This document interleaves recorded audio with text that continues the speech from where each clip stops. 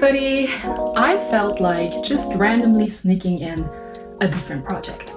I am a little bit stuck with my wedding guest outfit that I presented to you the last two times. Not really stuck, but the dress is kind of like conceptualized. I've made the mock-up, the pattern is done and good to go, but I'm not entirely sure on fabric choice, but I will get to that in a second. I just feel like doing something else to get my mind off of this, and there has been something that's been on my to-do list for ages. It falls a little bit into the I see it, I want it category, which is a little series I have on this channel where I try to recreate things that I see on the internet or in real life or from designers that I really want to have. It's a bit of a copycat exercise, kind of like strengthens my technical muscles, which is always good, because if you want to recreate something, there's so many details that you need to understand and look into, manipulate and work around to make something look like the actual thing that it tries to emulate. All right, you guys know I love the Vampire's Wife. I have made a dress that looks like a Vampire's Wife dress last fall. Love it. Wear it all the time. Like, actually, this is one of my me-made things that I wear a lot. And there is this beautiful dress right here that's been living on my Pinterest page rent-free for the better part of a year and a half. She is beautiful. I think she's a really nice summer dress. I love this fabric so much. I don't know, it just speaks to me. It's so elevated but yet quite relaxed, and it's cotton, which makes it super breathable and practical for the summer season. Now, it looks a little bit like my Ophelia version A. It just has a much simpler bodice, the Vampire's Wife bodice that is iconic for the brand. Believe it or not, months ago, I came across a dead stock fabric online on Fabric Godmother, and I thought to myself, hold on, I recognize this. I do recognize this. And it is this. Look at this. Look at this. Look at this. Look at this. It's the same. It is actually the same. I mean, the serendipity of this situation just is beyond me.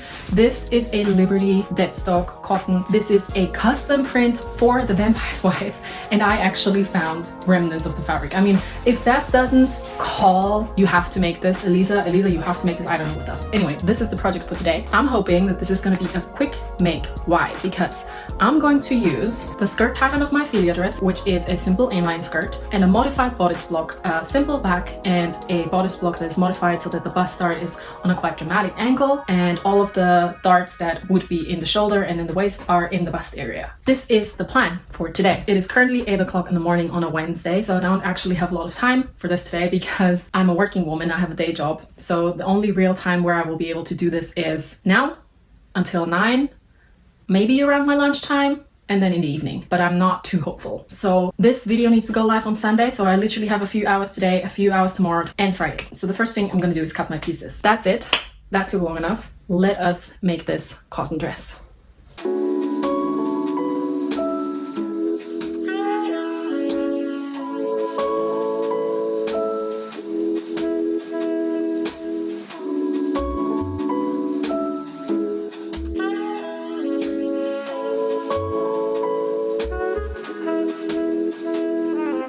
Okay, so for the sleeve, I'm also gonna use my Ophelia sleeve, but I'm gonna widen the top a little bit. So I'm gonna make a bunch of incisions. Okay, so I need 2 of these. I have a fold here. So I fold it like that, and then I fold it like this. And now I have 2 folds on top of each other. 1 fold and 2 folds. I'm placing this on top of the folds, as you would, and then I'm going to spread this out.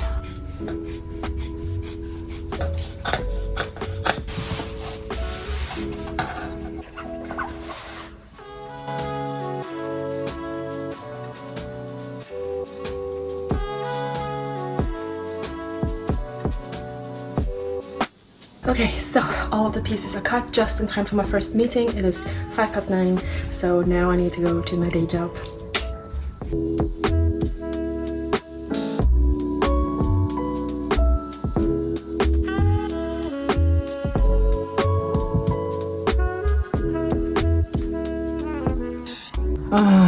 It is now the evening. I don't know why I thought I could sew throughout the day. That was obviously not happening. I had an insane amount of meetings today, and I was so busy with work-related tasks in between the meetings, so I couldn't even sew during my lunch break. But all of the pieces are cut, which is great. It is still only Wednesday. I still have until Sunday, or Saturday that is. So I'm gonna go grab some dinner now, and then I will hopefully sew afterwards if I have enough motivation. Hopefully. Okay, so step one will be to actually sew in all of the darts, and the way I like to do that is by placing a needle at the ends of the darts where the pattern indicates them, then removing the paper pattern carefully, and then going ahead and placing a little mark with an erasable fabric gel pen so they can be easily found.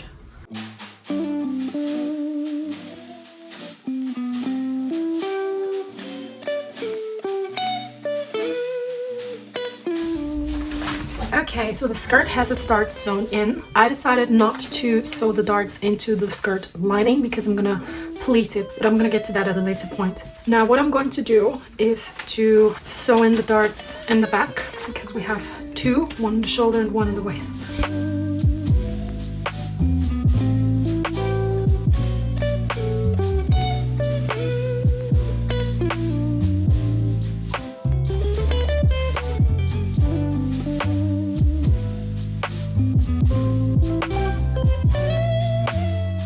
Now before I take it all to the iron, I'm also going to immediately join my shoulder seams.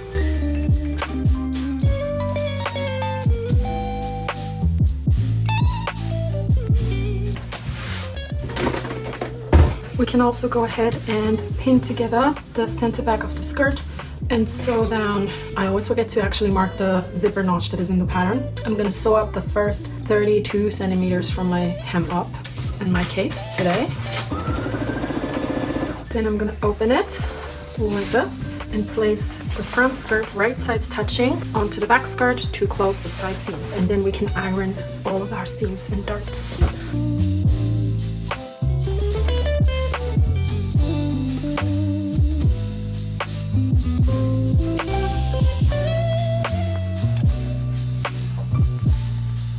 Once everything is pressed, we can then lastly put together the side seam of the bodice.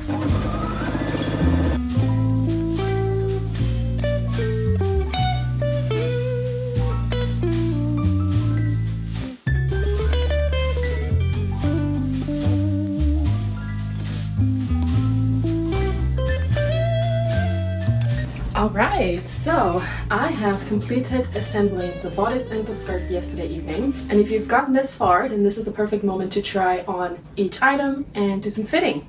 So this actually fits very well, almost perfectly. The only thing that I need to do is to cut back the front shoulder a little bit because they don't match up. I have two separate bodice pieces that I used. The front was different from the back, which that is the result of this.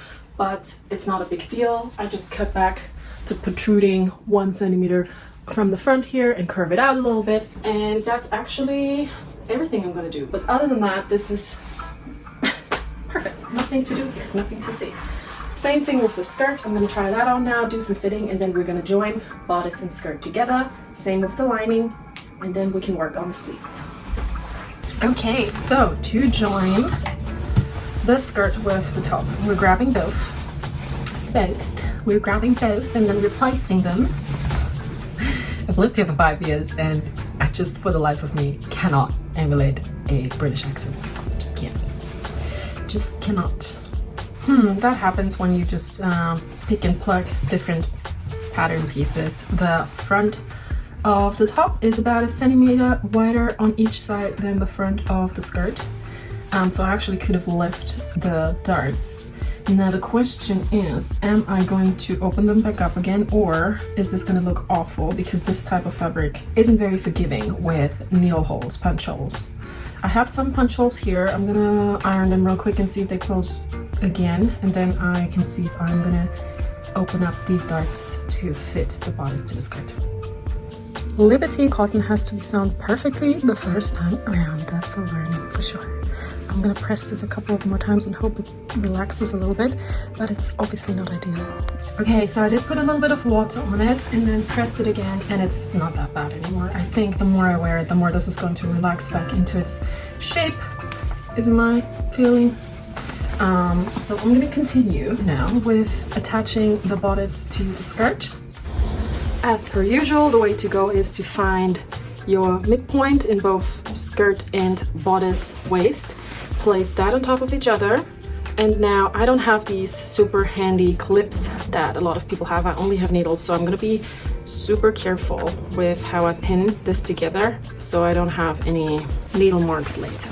And now, thank goodness, my side seams match up perfectly. So first point is the midpoint, then the side seams, then the back. And if you need a couple of needles in between, you can place those two to join top and skirt.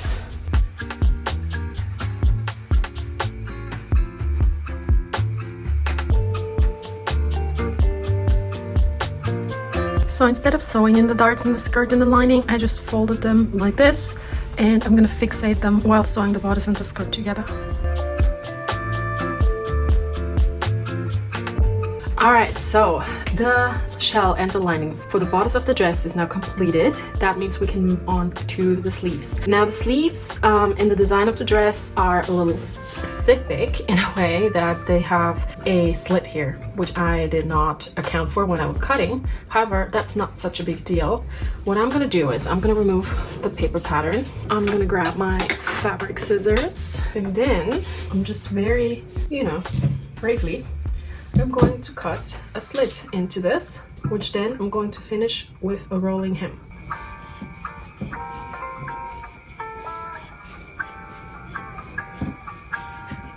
One, two. Now we have a slit. I'm gonna open one of those sleeves now. What I'm also gonna do is I'm gonna cut a tiny, tiny little V into the end of the slit. This V allows me to open this up a little bit more straightly and sew a rolling hem by folding it over once, stitching it down, cutting it back, folding it over once again, finishing it off.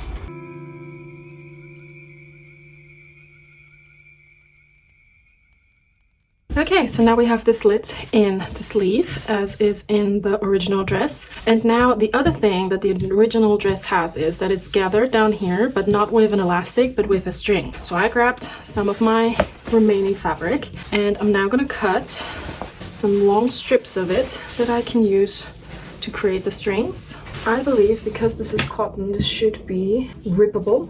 So I'm just gonna cut 2 snips in here.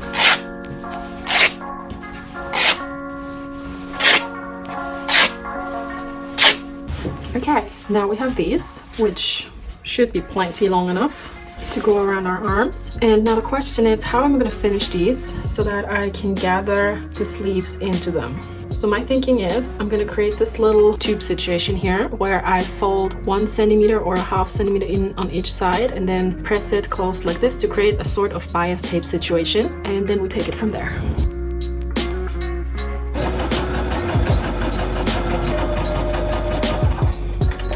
Okay, so now that I've sewn together my sleeves and I have the slit in the front, I can have a think about how to actually attach this like little string situation here. Now, we do want to ruffle the distance a little bit. So what I did basically is I folded this in half to have equal distance on each side, and I pinned that to the side seam of the sleeve. And now I can go ahead and feed this into my little bias tape situation, but I want to ruffle up the circumference a little bit so it has a bit of a poof, of course.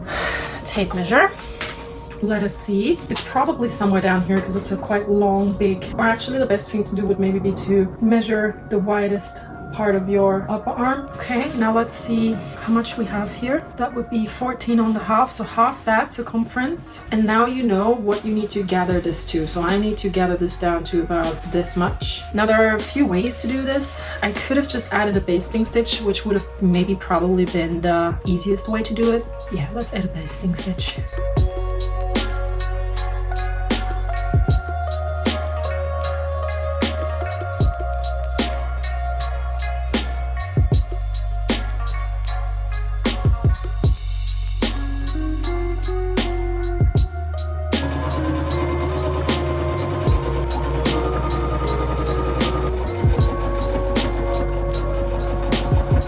Managed to get the sleeves done and they look really quite cute. I'm quite pleased with them. And the shell is done and the lining is done, and now it's really all about assembly. So I'm gonna insert the lining along the neckline first, and then we can add the sleeves. Okay, so to join the shell with the lining is really quite simple. We just need to find our necklines in both of them and then place the lining right sides touching with the shell like this. We have hopefully a center front notch point right here, which we can utilize as our starting point. Again, quite careful with how I place my pins.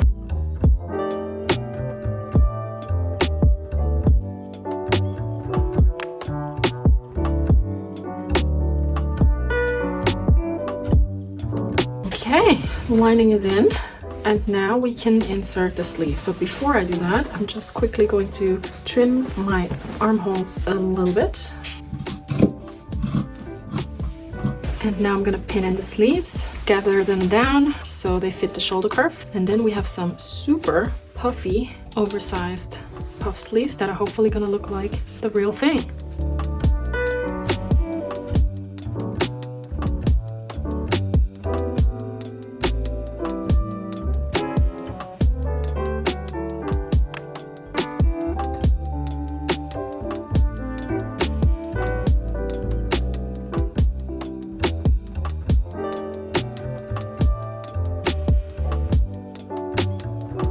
We have come so far and it looks so good.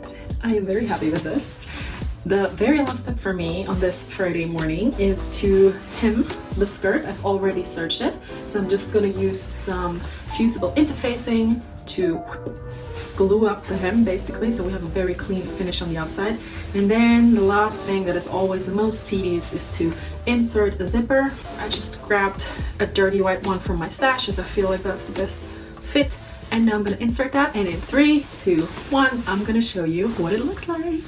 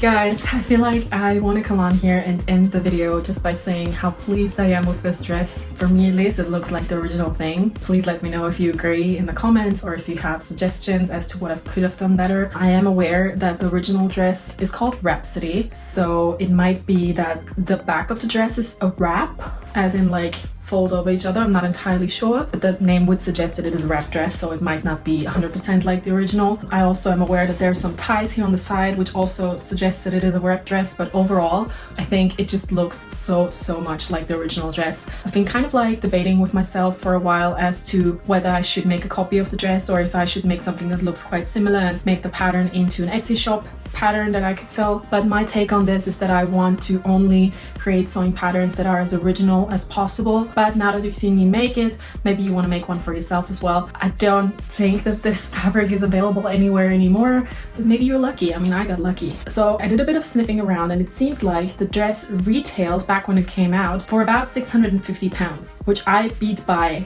miles. 8 hours that I spent on dress plus about so let's say 75 pounds on materials versus 650 for the original thing, which is quite a bargain, I think. As I said, these like I see it, I want it makes really help me hone my technical skills and my technical muscles, because recreating something and wanting it to look like the exact thing is really a good challenge. That is that. I still owe you an update on my wedding guest dress that I've been starting to make over the last couple of weeks, which initially I had planned to make in this fabric, but then if you've watched my vlog, you know that my mom came in and said, "Ooh, I like the plain version better. I don't know if you should make it in this busy print. It looks better in a plain fabric. Maybe you want to go for some nice satin or something like this." That's about how the conversation went. So I really got insecure about my fabric choice. This whole last week I spent thinking about what fabric to make that dress in. I went back and forth and I didn't really land on anything that really convinced me. And that just goes to show that if you have a vision, just stick with it. Don't let anybody, not even your mom, ruin it for you. Because I still believe that the dress will eventually look beautiful in this silk, and I'm going to make it in this silk. I have decided. However, I have, in the meantime, digitized my pattern, tweaked it a little bit, and now I have the medium standard version of it, which I'm going to make before I actually make, which is eventually going to be the wedding guest dress. So my thinking now is, I've seen these beautiful stretch satins in a shop called Dazzle on Gold Talk Road, which I live close to, and I think I'm going to get one of these two and make the dress in a plain version to test my pattern once again. If I fall in love with this and it works really well, I might stick with it, and that is that. If I still think I want to make it in this silk, I will then continue to make it in this silk. There will be occasions for me to wear both if I end up with two. That is the plan for now. It is a long road still to go. My next video will most likely be a design vlog again. So if you're interested in that, stick around. If you're new here, please subscribe. It's really fun. It's a bit of a sewing adventure slash small business venture channel this year, kind of evolved into this. So if you're into creative work and design and fashion, then this might be for you. Anyway, thanks for sticking around. Thanks for watching, and I see you next time. And in 3, 2, 1, 3, no. And in 3, no. In 3, 2, 1, I can't do it. And in 3, 2